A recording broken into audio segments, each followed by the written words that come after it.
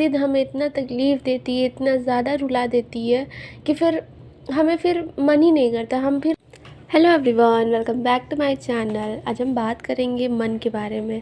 पता है क्या होता है, कभी कभी ना हम अपने मन की ना इतनी ज़्यादा सुन लेते हैं और ज़िद करने लगते हैं। मन की सुनना गलत नहीं है, पर ज़िद करना ये चीज़ गलत है। और हर ज़िद सही हो ये भी सही नहीं है, क्योंकि हमेशा ना हम उसी चीज़ के लिए ज़िद करते हैं जो शायद अभी हमें अच्छी लग रही है, पर कुछ टाइम बाद वो हमारे लिए अच्छी नहीं होगी, अच्छी नहीं साबित होगी।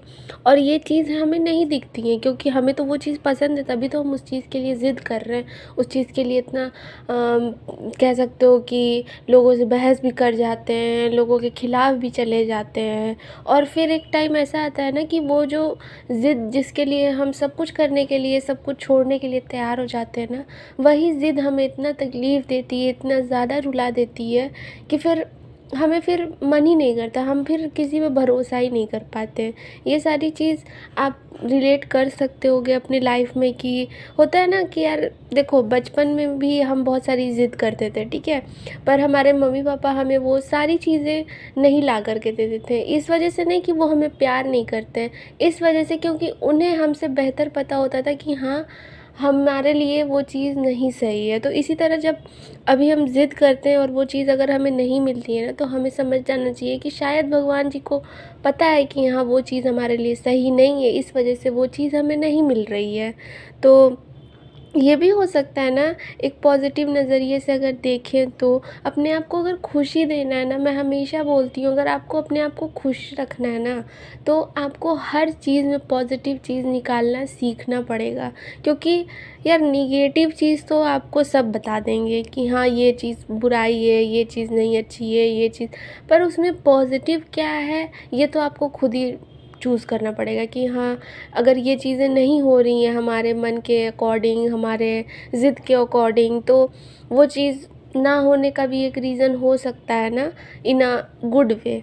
तो ये सारी चीज़ें बस हमारे समझ का है, बस समझ का फेर होता है। अगर जो इंसान समझ जाता है वो बिल्कुल शांत रहता है, सेटिस्फाइड रहता है अपने लाइफ से, और वही जो इंसान नहीं समझता है उसकी लाइफ में बहुत उथल पुथल खलबली मची रहती है, वो हमेशा परेशान रहता है, दुखी रहता है।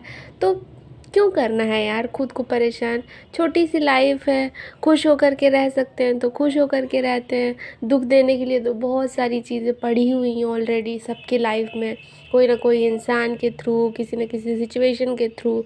तो ये सारी चीज़ें हमारे लाइफ में आना जाना तो लगा रहता है, पर समझदारी इसी में है कि अगर हमें कोई ज़िद है हमें किसी चीज़ की और वो ज़िद हमारी पूरी नहीं हो रही है, तो समझ जाओ कि हो सकता है कि वो आगे जा कर के आपको बहुत तकलीफ़ देने वाली है।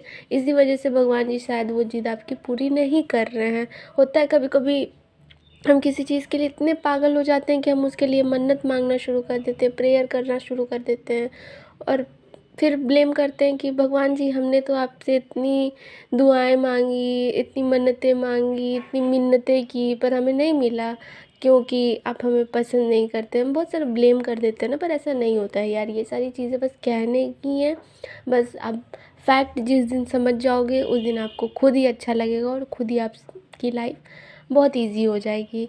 तो बस यही था आज का छोटा सा टॉपिक। आई होप आपको अच्छा लगा हो, समझ में आया हो, रिलेट किए होंगे आप।